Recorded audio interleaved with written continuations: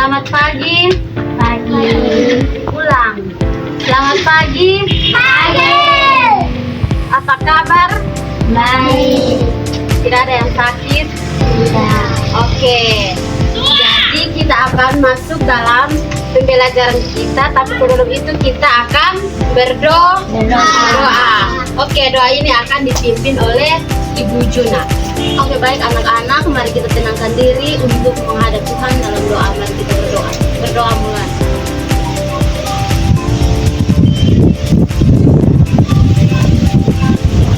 Doa selesai. Oke, jadi hari ini kita akan belajar bahasa Indonesia, dan di sini yang akan memimpin jalannya pembelajaran kita adalah Ibu Anika. Dan waktu kami berikan kepada kami. Baik, sekali lagi selamat pagi anak-anak. Pagi. Tadi sudah seperti yang sudah disampaikan oleh Ibu Lici bahwa nanti hari ini kita akan belajar mata pelajaran apa? Bahasa Indonesia. Tentang bahasa Indonesia. Tentunya dalam pelajaran bahasa Indonesia ini Ibu akan mengajak kita tentang satu materi atau satu pembicaraan yang dimana kita akan membahasnya itu menggunakan unit pelajaran yang di depan dan akan dibantu oleh Ibu Juna dan juga Ibu Lici. Anak-anak, belum saja di sini kita kalau untuk bahasa Indonesia yaitu tentang jenis kalimat. Tentang apa anak-anak? Jenis kalimat. Nah, untuk jenis kalimat sendiri kita harus mengetahui apa itu jenis kalimat atau definisi dari jenis kalimat.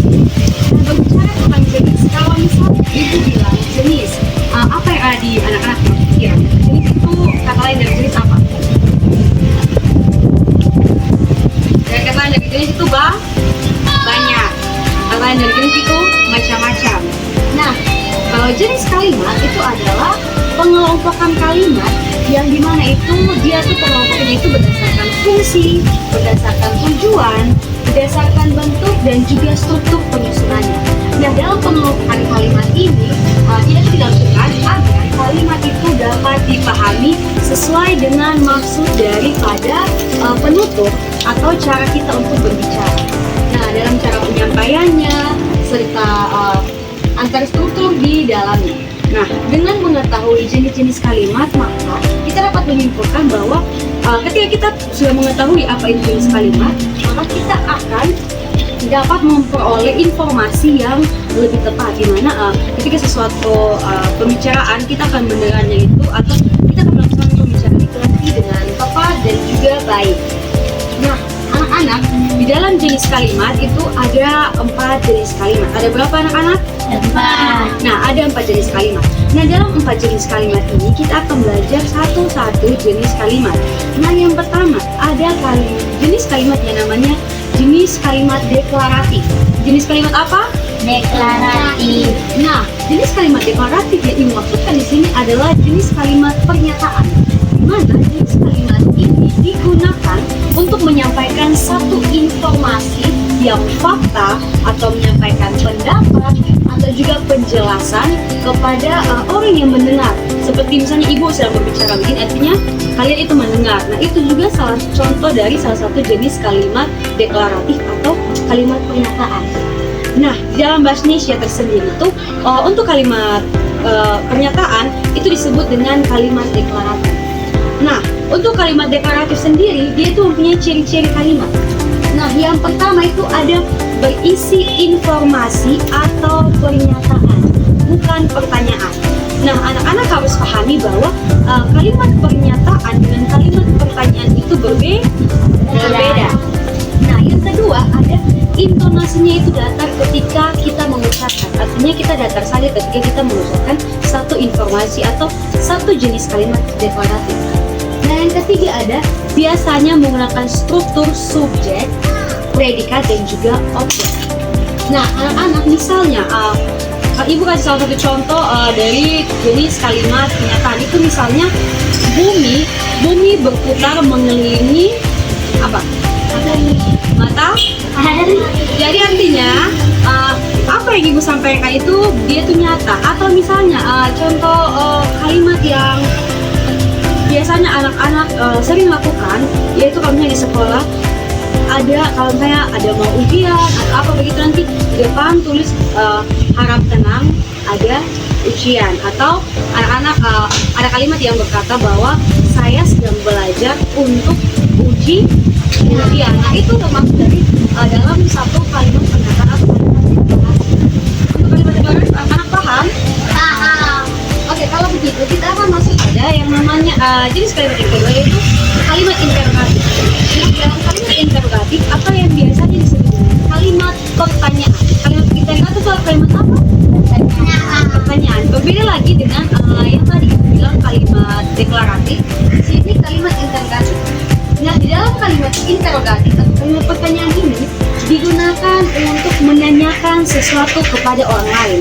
Artinya dalam kalimat interrogatif ini anak-anak bisa menggunakan jenis kalimat itu untuk menanyakan kepada teman lain, menanyakan sesuatu kepada orang lain dengan tujuan mendapatkan satu informasi yang jelas atau yang benar. Nah, di dalam kalimat interrogatif dia juga memiliki ciri-ciri. Nah, ciri yang pertama itu mengandung kata tanya, seperti yang tadi sudah bilang. Nah, dan dalam kata tanya itu biasanya menggunakan biasanya digunakan tuh dari kata siapa, mengapa, apa, atau bagaimana, atau juga kapan. Nah, yang kedua, intonasinya itu naik ketika ada di akhir kalimat. Artinya ketika kita bicara, intonasi yang ada di akhir kalimat itu selalu naik. Dan yang ketiga, sering menggunakan kata bantu ya atau tidak. Nah, untuk kata bantu ya atau tidak ini dengan pertanyaan seperti misalnya ibu memberi satu pertanyaan kepada Israel. Ibu bisa berikan satu pertanyaan kepada Israel. Ibu bilang, apakah buku itu milik Israel? Maka jawaban Israel apa kalau ditanya begitu? Tadi ibu bilang pakai jawabannya itu ya dan tidak. Jadi kalau misalnya ibu bilang apakah buku itu milik Israel, maka Israel jawabnya Iya. Iya, berarti begitu. Itu salah satu dari contoh jenis kalimat interrogatif. Jadi ketika ibu bertanya, ada kalimat-kalimat yang nanti dijawabnya itu cuma dua jawaban, yaitu ya dan juga tidak. Nah, kita akan pindah lagi pada jenis kalimat yang ketiga, yaitu kalimat imperatif. Nah, dalam kalimat imperatif ini ini merupakan jenis kalimat perintah.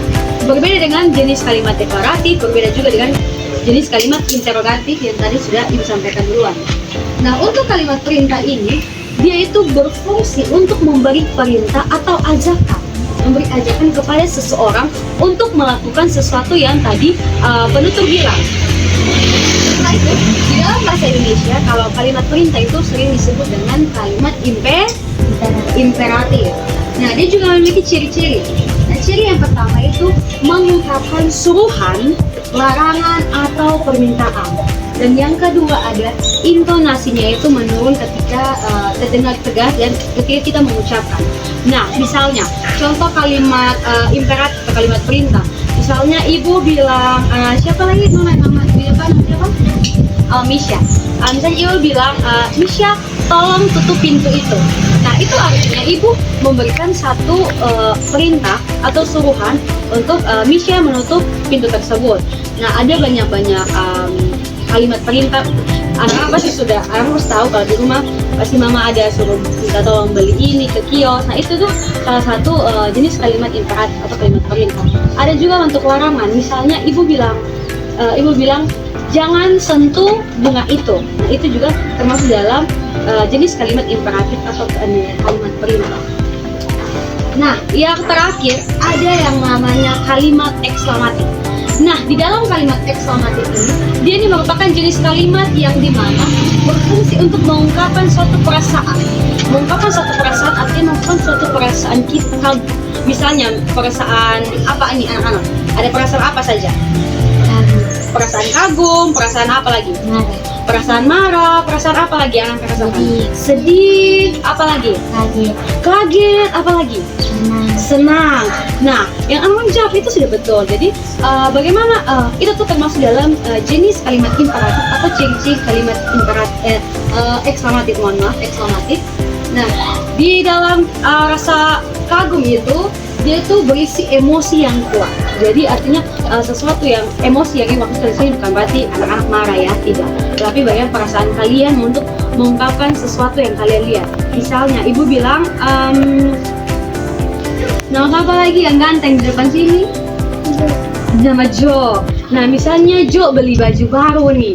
Jo beli baju baru untuk Paskah. Ini sudah dekat Paskah, ini soal bilang Natal kan sudah lewat. Misalnya Jo beli baju, Jo punya baju Paskah baru, terus Israel lihat Jo pakai baju baru nih di gereja. Terus Israel langsung kayak takjub begitu. Israel langsung kayak, wow, Jo baju kamu bagus sekali, kayak seperti itu. Nah, itu artinya Israel mengungkapkan bahwa Israel tuh mengungkapkan kalimat eksklamatif, atau dia tuh mengungkapkan rasa kagumnya terhadap si Jo. Oke. Sampai di sini anak-anak paham? Paham. Oke. Kalau paham, di sini ibu ibu minta bantuan Ibu Lici dan juga Ibu Juna untuk ke depan. Jadi anak-anak nanti di sini Ibu Juna dan juga Ibu Lici akan memegang. Oke. Nah, di sini anak bisa lihat papan ini nih dinamakan dengan papan jenis kalimat. Seperti yang tadi sudah Ibu bilang bahwa ada kalimat deklaratif, interrogatif, imperatif, dan juga eksklamatif. Nah, di sini Ibu mau tanya dong, anak-anak betul-betul paham yang tadi Ibu jelaskan? Paham. Betul-betul atau benar-benar? Benar-benar. Oke, kalau begitu Ibu Lici ya bisa minta flashcard. Oke. Nah, anak-anak lihat di tangan Ibu ada empat flashcard atau ada 4 kartu. Nah, di sini Ibu minta 4 orang untuk ada di depan. Coba siapa yang berani angkat tangan? Oke, pas 4 orang, 2 laki-laki, 2 perempuan. Oke, di sini Ibu mau bagi ini 1, terus ini 1, di sini 1. Oke, caranya di sini bahwa tadi Ibu sudah jelaskan bahwa dari 4 jenis kalimat ini ada contoh dari kalimatnya tersebut. Nah, di sini Ibu mau nama siapa laki yang pakai baju merah? Oh, Mario. Coba Mario maju ke depan. Oke, Mario ini tadi Ibu bilang jenis-jenis kalimat berdasarkan dia punya pengertian, berdasarkan dia punya ciri-ciri, dia punya contoh kalimat. Menurut Mario, misalnya ini kartu nih, dia tuh cocok kalau di bagian mana? Kalau dari yang ini semua dia di bagian mana? Coba. Kedua, ketiga, atau keempat? Di kalimat apa coba? Mario baca. Kalimat imperatif atau perintah. Coba Mario baca, dia punya contoh kalimat ya Bu. Membuang sembarangan. Oke, tepuk tangan untuk Mario dulu. Oke, jadi Mario bisa taruh di sini. Oke. Nah, Mario bisa kembali. Mario sudah ketemu satu jawaban di sini. Nah, kalau gitu Israel ayo Israel.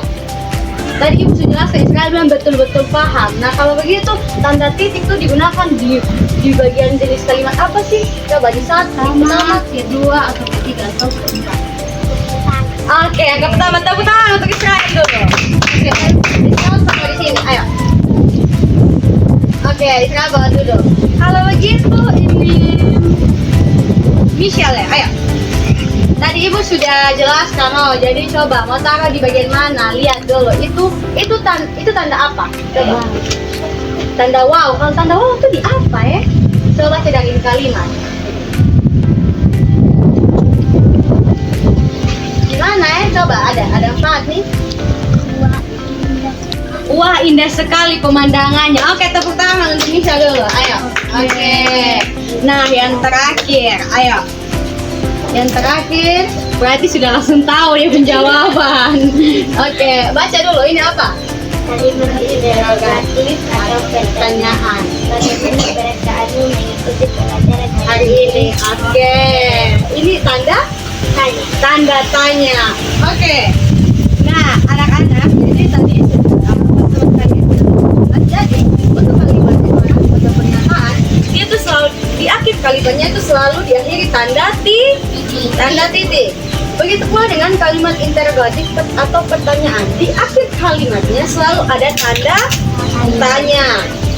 Di kalimat imperatif atau kalimat perintah, dia selalu diakhiri dengan tanda seru.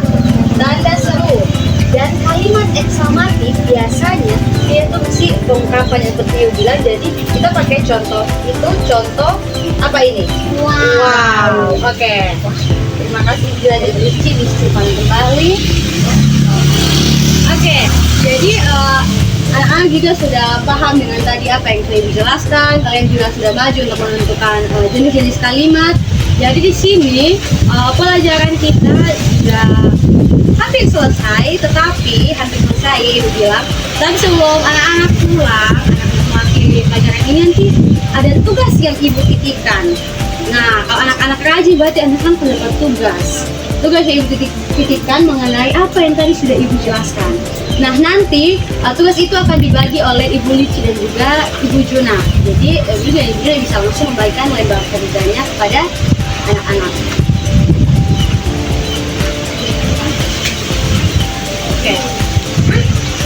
Oke.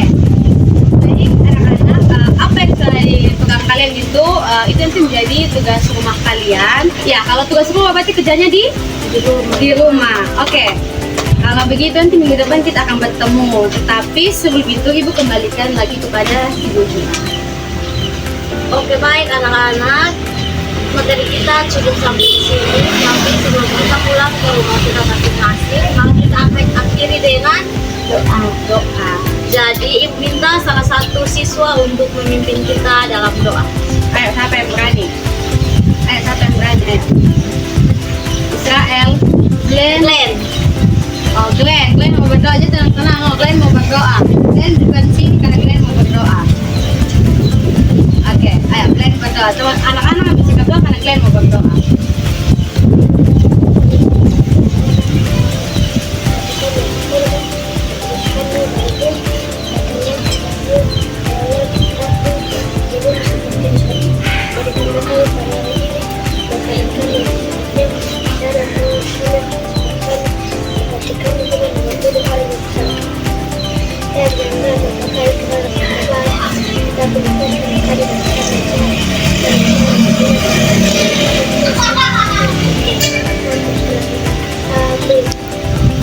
Amin. Terima kasih Glenn. Jadi Glenn bisa kembali ke tempatnya. Oke. Baik anak-anak, cukup sekian pertemuan kita pada pagi hari ini. Kalau Ibu bilang Ibu hitung 1, 2, 3 berarti bilangnya Shalom. Oke. 1, 2, 3. Shalom. Terima kasih.